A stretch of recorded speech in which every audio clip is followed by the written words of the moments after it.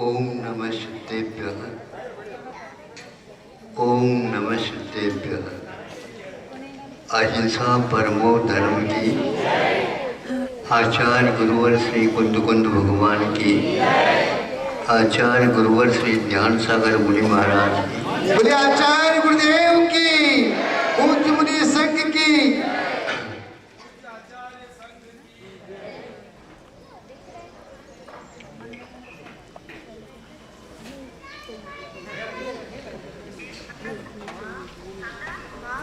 समय से पहले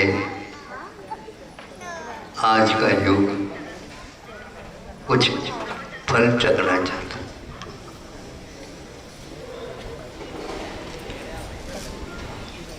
समय से पहले यदि फल चखना चाहता है तो उसको ये भी सोचना पड़ेगा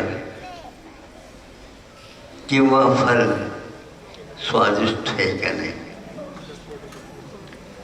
समय से पहले यदि रसोई तैयार करके आप किसी को सुबह सुबह ही 6 बजे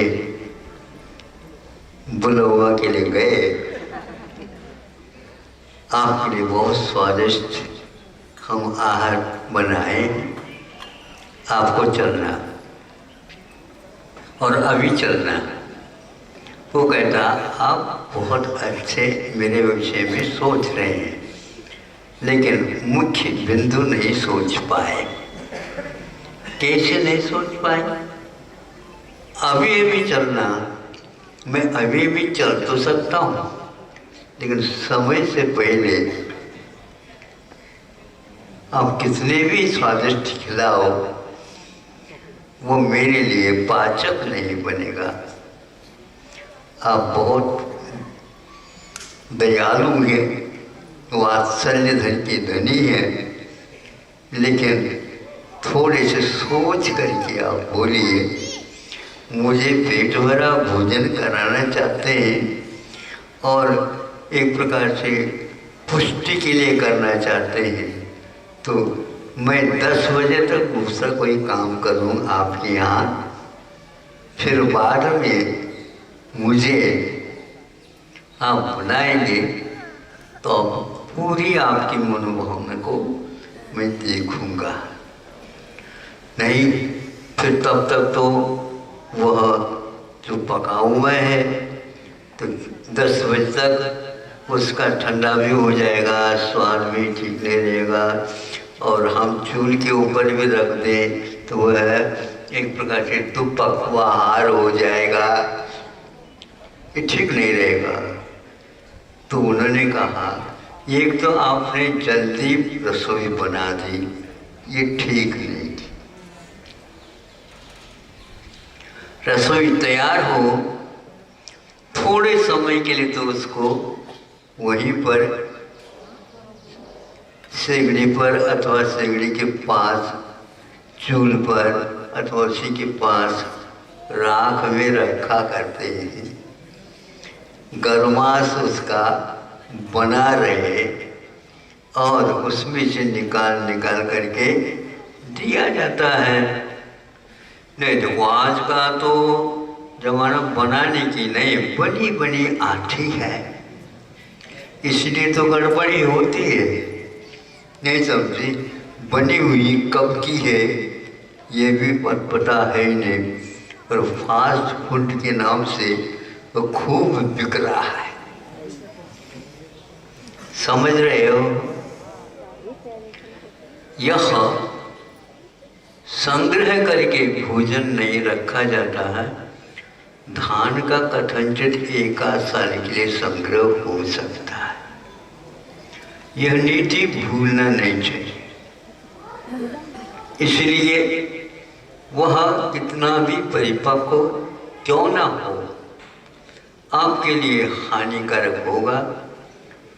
पकता है आम गर्मी के दिनों में और खाया जाता है बरसात के समय पर अथवा सर्दी के समय पर अथवा गत साल का इस साल में खाया जाता है। यह आधुनिक युग है।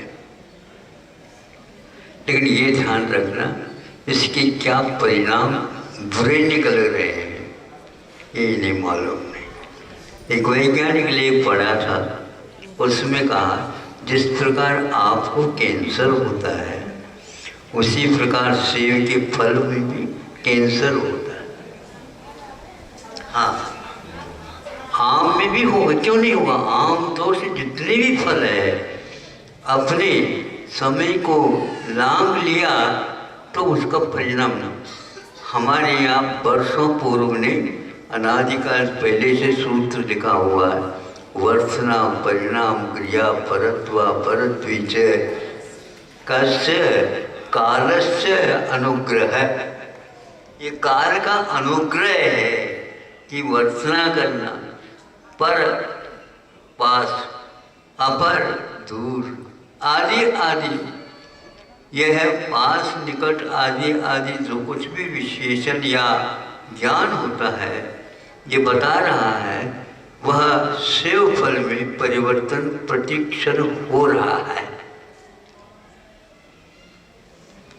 आप हृष्ट-पुष्ट बने रहे फिर भी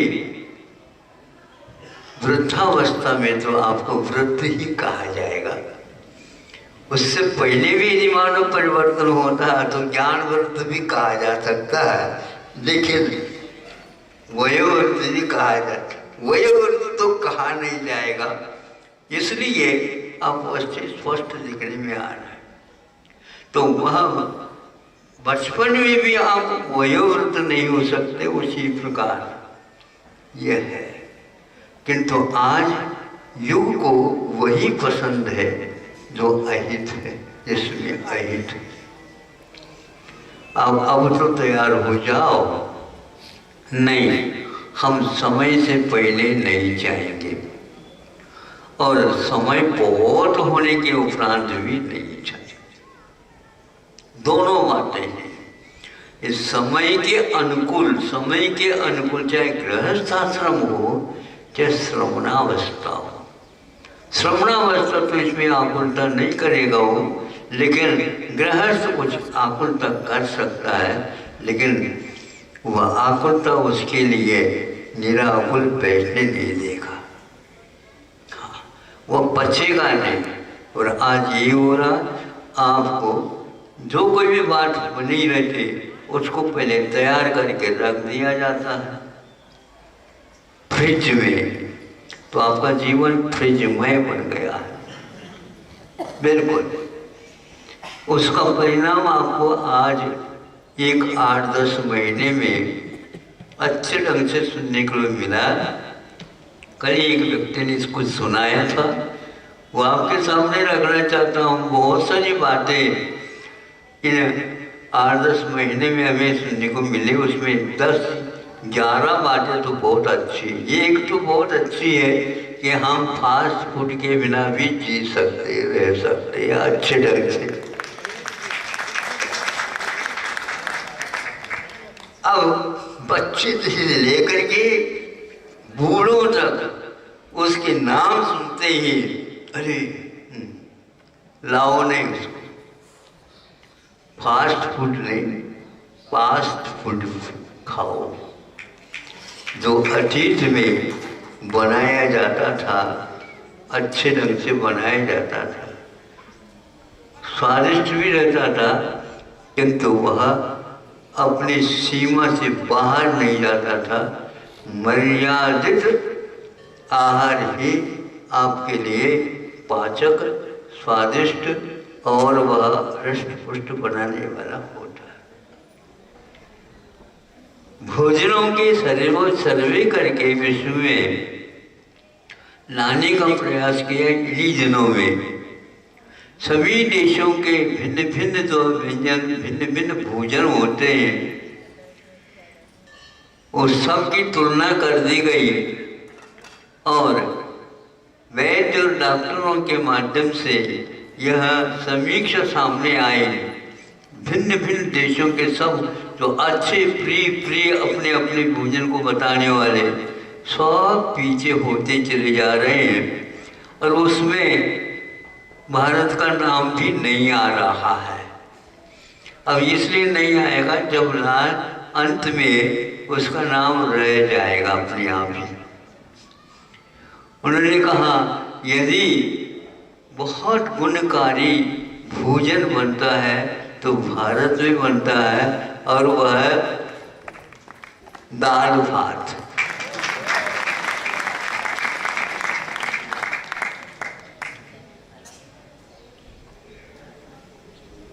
दाल भात चौकी अब बोलते हैं ना, पक्का है, इसमें कोई संदेह नहीं। कितने भी वर्षों तक आप उसको लेते जाओगे, सुबह शाम, उससे कभी भी आपको घृणा या उपेक्षा, बोरियत नहीं होगी। किंतु विदेशी हो या देशी हो, कोई भी हो व्यंजन, एक बार तो व्यंजन है, फिर बाद में स्वर चाहिए, स्वर, जिसमें जिस काव्य में केवल व्यंजन रहे और स्वर न रहे तो स्वाद नहीं आएगा। और केवल व्यंजन के बिना भी यदि रखते हैं काव्य, तो स्वर से भी सर्वोत्तम काव्य बन सकता है, इसमें कोई संदेह। सही है ना? बिल्कुल। सर्वप्रथम वादन प्रारंभ होता है तो वहां पर उसमें यही कहा जाए व्यंजन पकड़ो नहीं। क्या पकड़ो? स्वर के धुन जो है ना, जब तक नहीं आती तब तक इन लोगों की गर्दन हिल ही नहीं सकती। हाँ बिल्कुल, हाथ पर तो हिल ही नहीं सकते। तो इससे स्पष्ट होता है वर्तना परिणाम क्रिया परत्वा परत्विज कालस्य महत्वपूर्ण सूत्र है। पहले भी नहीं और बाद में भी नहीं, मर्यादा के अनुसार यदि आहार की चर्चा और लेख मिलते हैं तो केवल भारत में ही आज तक गांव में भी आप जाओ, जिन्हें कि वही मर्यादा की आटा है क्या? नहीं। वह जो चक्की के माध्यम से बाजारों हम ले आते हैं उसमें मर्यादा समाप्त होता है, और मर्यादा समाप्त होते ही उसमें जीवों की उत्पत्ति हुए बिना नहीं रहते। बहुत दिन के बाद चक्की को जो साफ करता है वहाँ पर जीवों की इल्ली भरमार रहती है, और 24 घंटे में जब चक्की को चालू करके बंद कर देते हैं तो पुनः चालू करने से पूर्व में वहाँ पर जो ग्रामीण लोग रहते हैं वो एक अपनी तरफ से झाड़ू, जिसको झाड़ू नहीं कह सकते, हम तो कहते हैं श्रावक की पिच्छी है, वो केवल वहीं पर काम में आते हैं। उसके द्वारा सूक्ष्म बहुत रहते हैं, मुलायम रहते हैं, और वह जूट के या इत्यादि के रहते हैं। बस अन्यत्र कहीं किसी के हाथ में वो दिया नहीं जाता, उसको वहीं पर रखा जाता। उसके द्वारा पूरा उसको साफ सुथरा बनाया जाता। फिर बाद में उस चक्की को पुनः जोड़ करके फिर बाद में चक्की चलाना प्रारंभ होता। यह समिति का प्रतीक है। कोई जीव जंतु का घात भी ना हो और उस आटे में किसी भी प्रकार से किसी जीव का अंग उपांग आदि कोई ना आए, इसको बोलते हैं मन शुद्धि, वचन शुद्धि, काय शुद्धि। फिर बाद में आहार जल शुद्ध है, तब वह घर में भी लेते और त्यागी तपस्वी को भी दिया जाता है।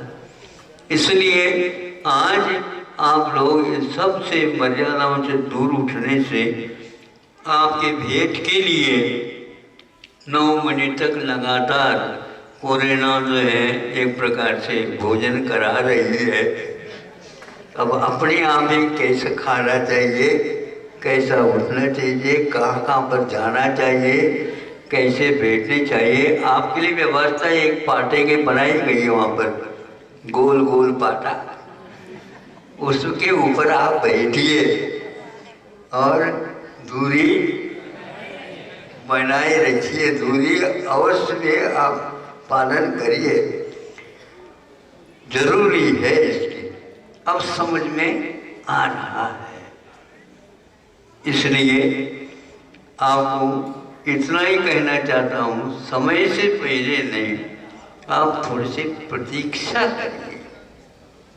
जो जल्दबाजी में रहता है वो प्रतीक्षा करना नहीं चाहता, तो उसकी तो हम समीक्षा नहीं करना चाहेंगे, लेकिन फिर भी दुनिया के सामने कमियां तो सामने आ ही जाती है। इसलिए आहार विहार ज्ञान आदि का जो अध्ययन नहीं करता, उसका जीवन देश विदेश कहीं से भी होकर के आ जाए, वो कभी भी मर्यादित काम नहीं कर सकेगा। जिन बच्चों को मर्यादा का बोध नहीं कराया गया है, समझ लेना उस देश में कोई शिक्षा है ही नहीं। कालांतर में जाकर के वह अशिक्षित वर्ग ही रहेगा निश्चित रूप से। तो वह पेड़ पर समय पर ही वह फलेगा फूलेगा, मोर आएंगे और समय पर ही वह पकेगा।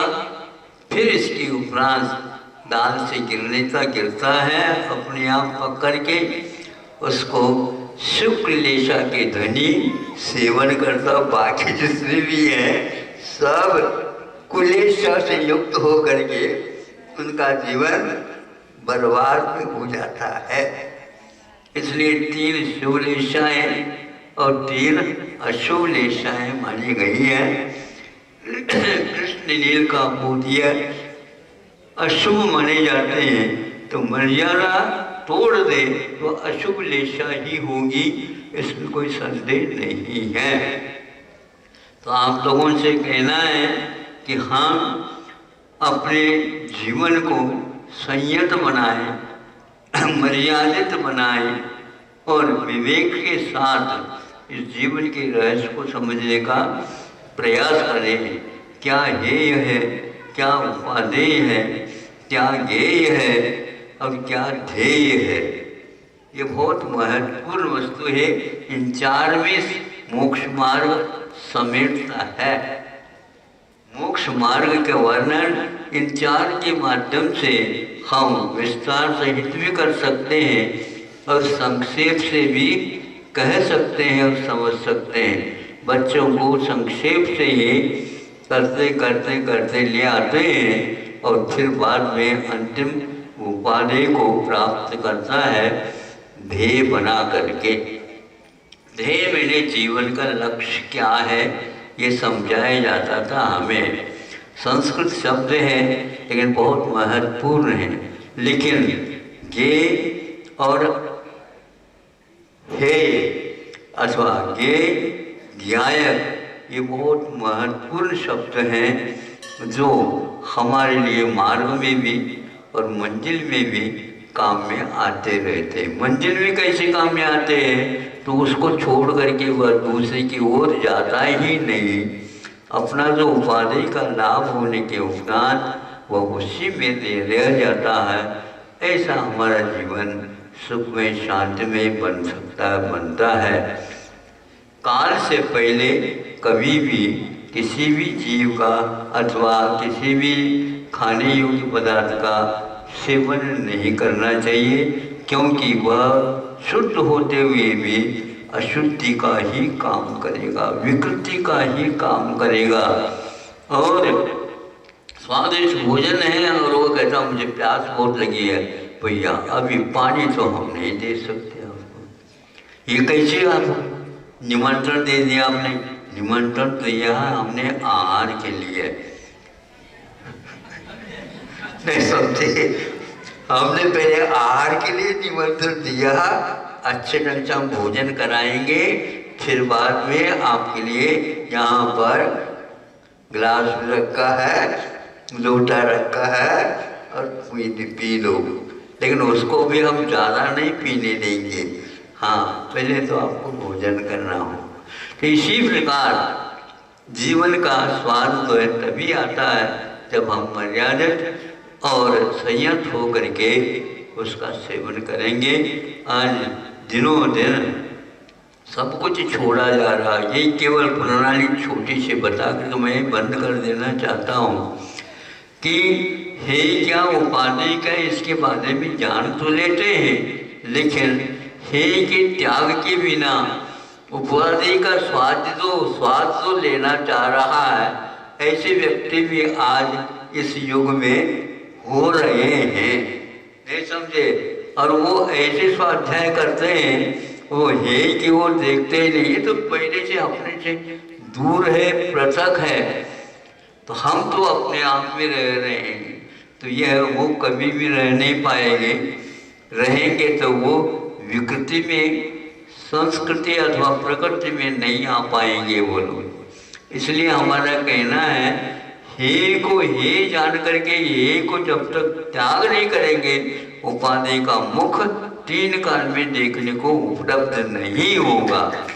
अहिंसा परमो